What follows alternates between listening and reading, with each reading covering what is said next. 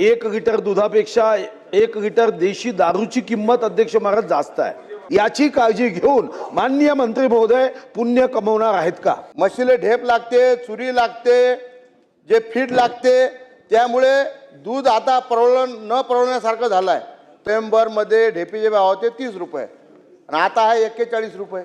म्हणजे शेतकऱ्यांना संपूर्ण राज्यात दूध खरेदीचा एकच भाव मिळाला तर शेतकऱ्याला न्याय मिळेल म्हणून या संदर्भात आपण एखादं धोरण आखणार का? अध्यक्ष महोदय, या ठिकाणी मी जे प्रश्न विचारले होते दूध संघाच्या संदर्भात, दूध उत्पादक शेतकऱ्यांच्या संदर्भात, त्या संदर्भात या ठिकाणी आपण उत्तर बरोबर दिलं। 3, 4, 5 याच्यामध्ये प्रश्न विचारले की त्यांचे पैसे मिळाले आणि शेतकऱ्यांना DBTद्वारे सुद्धा त्यांच्या खात्यामध्ये जमा झाले आणि दुधाचे सुद्धा भाव आपण या ठिकाणी 25 रुपयावरून 35 रुपये आणि 38 रुपये केले, त्याबद्दल शासनाचे मी मनापासून अभिनंदन करते।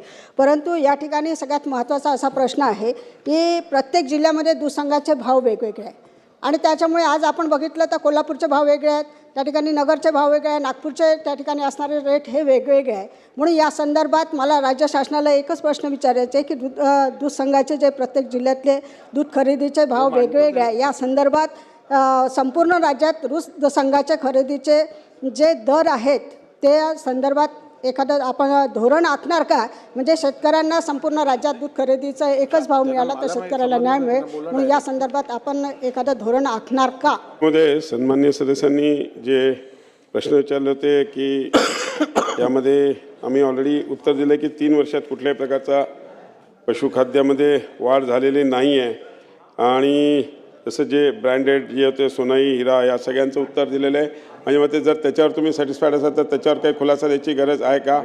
माझ्या मते नाही आहे, तो ऑलरेडी उत्तर आम्ही दिलेलं आहे। बाकी जो तुम्ही आता पैशाचं आम्ही जे अनुदान होतं ते पण जवळजवळ 98 म्हणजे 99% सगळ्यांचं झालेलं आहे। फक्त 0.5% जे आहे ते ज्यांचे अकाउंट व्हेरीफाय झालेले नाहीत किंवा ज्यांच्यात त्याच्यात उरलेले आहेत। आता जो भावाचा विषय आपण केला, काय वेगळ्या जिल्ह्यामध्ये वेगळ्या दूध संघ आहेत आणि त्या दूध संघाच्या माध्यमातून ते दूध संघ त्या हिशोबाने आता जसं आज इकडे आपले यांचे गोकुल आहे, वारणा आहे, अशा ज्या वेगळ्या दूध आहेत त्या जिल्ह्याच्या संघाला पावर आहे आणि ते दूध संघच तिकडचा त्यांचा भाव ठरवतात। तो पूर्वी शासन ठरवत होतं पण आता आपण मुभा त्या जिल्ह्याच्या दूध संघाला पण दिलेली आहे आणि तो त्यांचा भाव ठरवतात, त्याच्यामुळे तो शासन भाव ठरवू शकत नाही। याच्यामध्ये कोणत्याही खाद्याच्यात वाढ झाली नाही। नोव्हेंबरमध्ये ढेपीचे भाव होते 30 रुपये आणि आता आहे 41 रुपये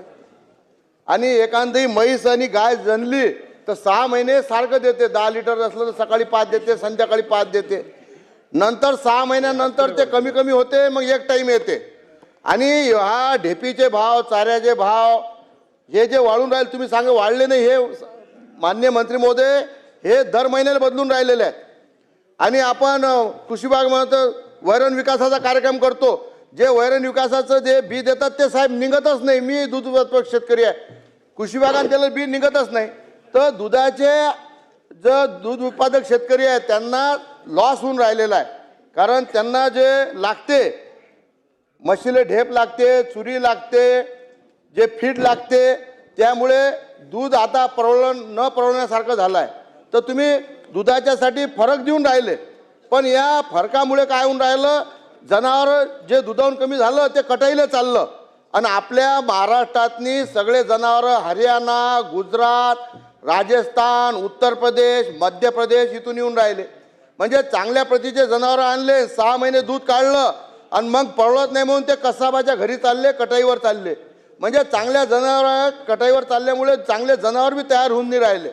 तर माझी विनंती आहे, या सन्मान्य सुलभाताईने चांगला प्रश्न मांडला आहे दूध शेतकऱ्यासाठी, तर दुधावर तुम्ही सबसिडी देऊन राहिले शेतकऱ्याला, पण चाऱ्याच्या संदर्भात आपल्या शासनामार्फत एक समजा ज्याच्या इथं जनावर आहे त्याला समजा एका जनावराच्या मागं ढेप लागणारी समजा महिन्याला समजा 5 क्विंटल ढेप ते अर्ध्या किमतीतनी किंवा कमी भावात किंवा ढेपीवर आपल्याला सबसिडी देता येईल काय? जसं आता PKV आहे, PKVमध्ये मोठ्या प्रमाणात हरभरा निघते, तर दूध उत्पादक शेतकऱ्यांना ते हरभऱ्याचं कुटार कमी दरात देता येईल काय? याच्यावर सरकार विचार करणार आहेत काय?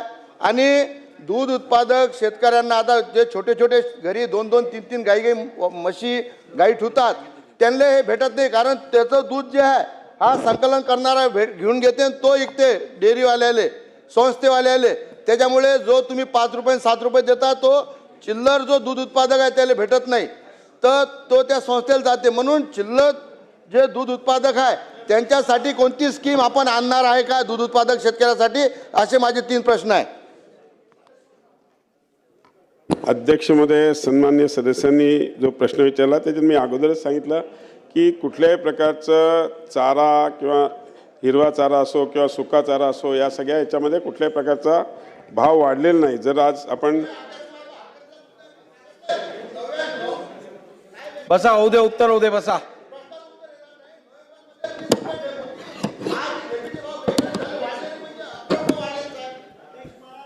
ठीक आहे, उत्तर होऊ द्या. माझं उत्तर ऐकून घ्या, त्याच्यानंतर तुम्ही बोला.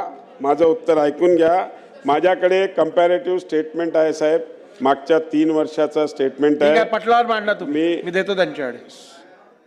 आज ब्रँडेड जे पशुखाद्य होते जसं सोनई असेल, हिरा असेल, सुग्रास असेल किंवा इंद्रनीळ या चारही कंपनीचं 23-24 मध्ये जसं सोनईचं 32 रुपये होतं, 24-25 मध्ये 31 रुपये किलो झालं आणि 25-26 मध्ये ते पुन्हा एकदा 31 रुपये किलो.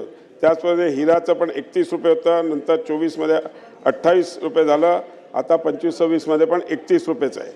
सुग्रासचं पण 31 रुपये होतं 23-24 मध्ये, नंतर 30 रुपये झालं, आताही परत 30 रुपयेच आहे.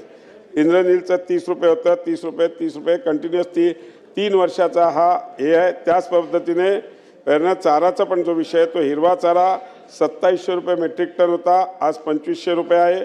त्याच पद्धतीने सुका कडबा हा 10,000 रुपये मेट्रिक टन होता, तो आज 9,500 आहे. आणि तसंच मुरघास पण हा 8,000 होता, तो 7,500 कंटिन्युअस असा हा रेटमध्ये खूप काही वाढ झालेली नाही आहे.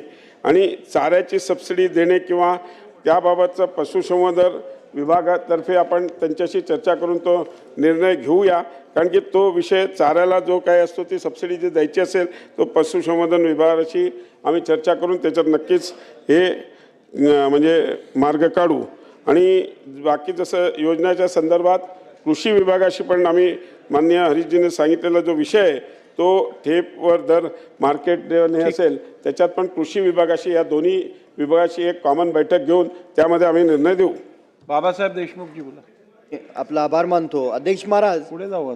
आता मंत्री महोदयांनी खूप चांगलं उत्तर दिले, पण पावसाळ्यामध्ये आणि हिवाळ्यामध्ये हिरवा चारा जे काही मका असेल किंवा घास गवत असेल ह्याची किंमत वेगळी असते.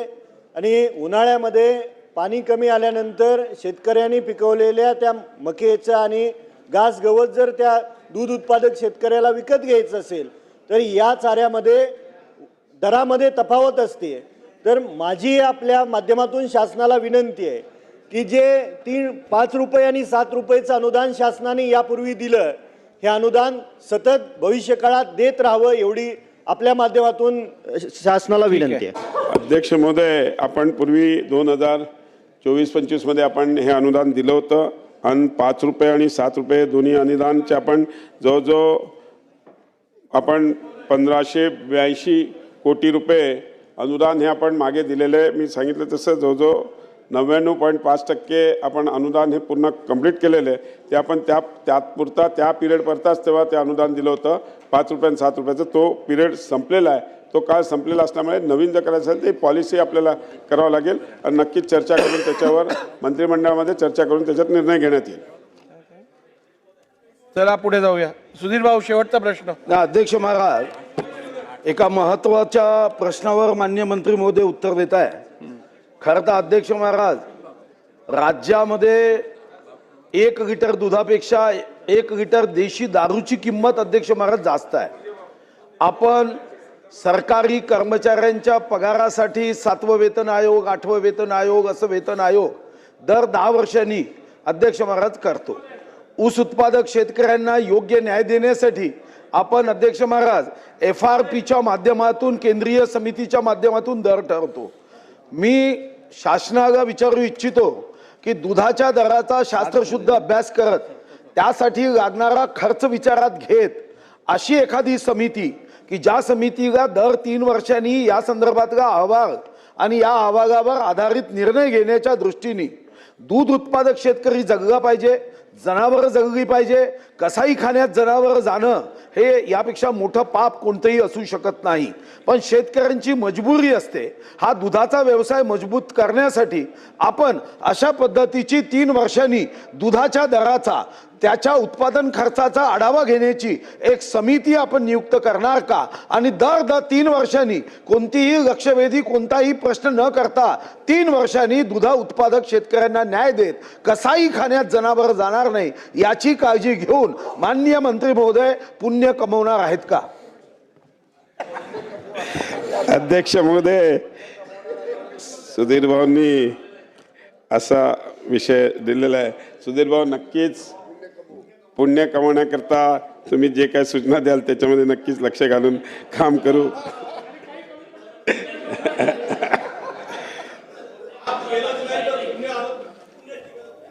ठीक आहे. अध्यक्ष महोदय, आम्ही पशुसंवर्धन आयुक्तांच्या अध्यक्षतेखाली एक अभ्यास समिती स्थापन करून मान्य सुधीर भाऊंनी जो विषय मांडलेला नक्कीच त्याच्यामध्ये चला, पुढचा प्रश्न. निर्णय घ्यायचा प्रयत्न करू, एवढंच या ठिकाणी सांगतो. प्रश्न क्रमांक 8. अहो अध्यक्ष महोदय, दुधाचा प्रश्न आहे. कोण आहे का 8 ला? अरे ते प्रश्न क्रमांक 8.